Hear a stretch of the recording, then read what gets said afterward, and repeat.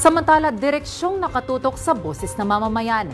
Yan ang binigyan diin ni House Speaker Faustino Bogie III sa kanyang pamumuno sa Kamara.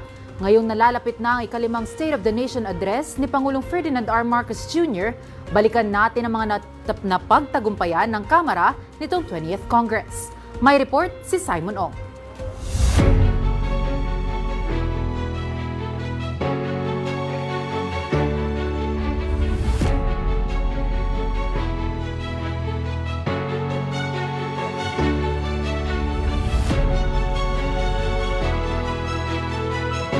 As we formally close the first regular session of the 20th Congress, we do so with gratitude, humility, and renewed determination. Nanatiling klaro ang direksyon ng kapulungan ng kinatawan. Mula sa unang araw ng sesyon, isa ang ating naging direksyon. Unahin ang interes ng sambayanang Pilipino. Isang kongresong nakatuon sa pagkakaisa, transparency, accountability, at mga batas na may direktang epekto sa buhay ng bawat Pilipino. Yan ang sinasalamin ng liderato ni House Speaker Faustino Bogie III. Nasaksihan ng publiko ang kanyang matatag na pamumuno na nagpanatili ng isang produktibo at nagkakaisang kamara sa gitna ng mga hamong kinakaharap ng bansa. Mula nang magbukas ang 20th Congress, nasa halos 400 panukalang batas na ang naaprubahan ng Kamara. 229 dito, lusot na sa ikatlo at huling pagbasa. Kalahati o 26 sa 52 LEDAC priority measures ang naaprobahan na on third reading. Marami pa pong mahalagang panukala ang nakapila na para sa final approval at bicameral deliberations. Ilan sa mga inaprobahang Legislative Executive Development Advisory Council o LEDAC priority bills, ang Assistance to Individuals in Crisis Situations o AICS Act na mag-i-institutionalize sa programa at magkaroon ng mas maayos at malinaw na sistema sa pagbibigay ng tulong pinansyal sa mga nakararanas ng krisis at sakuna. Travel tax abolition para alisin ang buwis sa binabayaran ng mga Pilipinong nagpupunta sa ibang bansa at gawing mas abot kaya at accessible ang international travel. Digital Payments Act na magpapalawak sa paggamit ng digital payment systems sa mga ahensya ng pamahalaan at mga negosyo.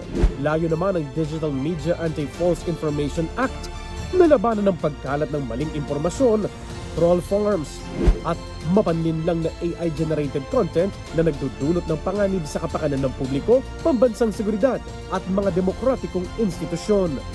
Pag-amyenda sa Universal Access to Quality Tertiary Education Act para mapabuti at mapalawak ang access sa maayos at dekalidad na edukasyon at iba pa.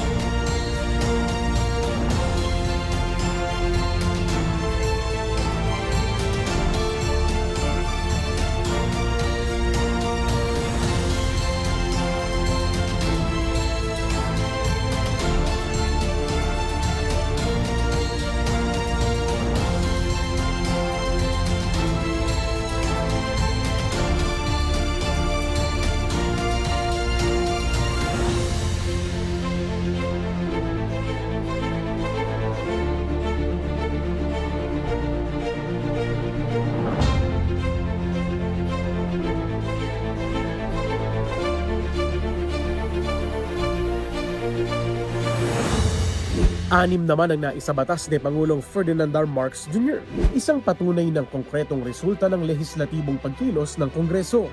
Kasama rito ang Republic Act 12315 o Second Congressional Commission on Education o EDCOM2 Act na magsusuri at magre-rekomenda ng makabago at mahahalagang policy reforms sa sistema ng edukasyon para mas lalong maging globally competitive ang bansa.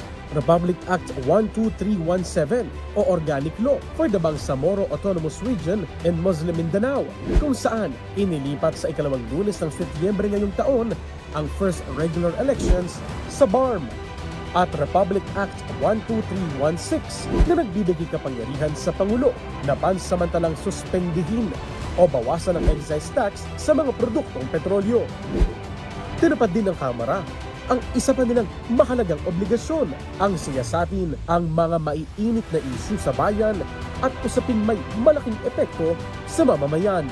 Ginagampanan din natin ang kapulungan, ang mga tungkuling ipinag-uutos ng saligang batas, kabila ang masusing pagtalakay at pagdesisyon sa impeachment complaint na hinaharap sa Kamara alinsunod sa constitutional duty at sa proseso ng batas.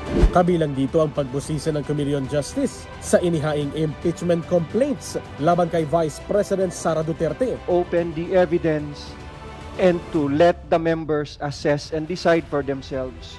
Gaya ng umunoy maling paggamit ng confidential funds ng Office of the Vice President at Department of Education. Nagsagawa rin ng mga pagdinig ang Infrastructure Committee na binubuo ng Committees on Public Accounts, Public Works and Highways, at Good Government and Public Accountability, kaugnay ng mga korupsyon at irregularidad sa ilang flood control projects. Sa harap naman ng pagtaas ng presyo ng langis bunsod ng giyera sa Middle East. We want to insulate the effects of the oil price shock to the transportation sector, or at least those so that it does not spread. Itinatag ang Legislative Energy Action Development o LEAD Council na binubuo ng 13 komite. Layo nitong makapagbigay ng agarang tulong, reforma at pangmatagalang solusyon para hindi na maulit ang krisis. Masusing tinalakay naman ng Appropriations Committee ang 2026 National Budget upang matiyak na walang sentimo ang masasayang sa pagpapatupad ng mga programa at serbisyong nakatutok sa pangangailangan ng mga Pilipino, alinsunod sa direktiba ni Pangulong Ferdinand R. Marcos Jr. Pinapangako po ng inyong Kongreso na ang budget para sa taong 2026 ay mararamdaman ng bawat Pilipino. Batid din ng Kamara ang kahalagahan ng pakikipag-ugnayan sa iba't ibang bansa. Katunayan, nagsilbing host ng ASEAN Interparliamentary Assembly o AIPA 2026 ang Pilipinas sa ikapitong pagkakataon kung saan formal na umupong pangulo nito si House Speaker D. Dito pinaiigting ang kooperasyon ng mga bansang kasapi sa ASEAN sa pamamagitan ng pagsulong at palitan ng legislative best practices. Hindi tumigil ang Kamara sa pagtugon sa mga suliraning kinakaharap ng bansa sa pamamagitan ng paglikha ng mga makabuluhang panukalang batas at polisiyang naglalayong mapabuti at mapaunlad ang ekonomiya. Kapag malinaw ang direksyon ng pamumuno, kapag nagkakaisa ang institusyon, at kapag trabaho ang inuuna kaysa ano paman, kahit magkaiba ang ating mga pananaw at ang ating mga paninindigan, alam ko po, ang tanging hangaring nating lahat ay mabigyan ng pag-asa, oportunidad at mas maayos na kinabukasan ang bawat Pilipino. Tunay ngang matibay ang hangarin ng Kamara na makapaghatid ng makabuluhang pagbabago sa buhay ng bawat Pilipino. Kaakibat ito ng adhikain ng Administrasyong Marcos Jr. na pagyamanin at paunlarin ng bansa tungo sa bagong Pilipinas. Simon Ong, para sa SONA 2026.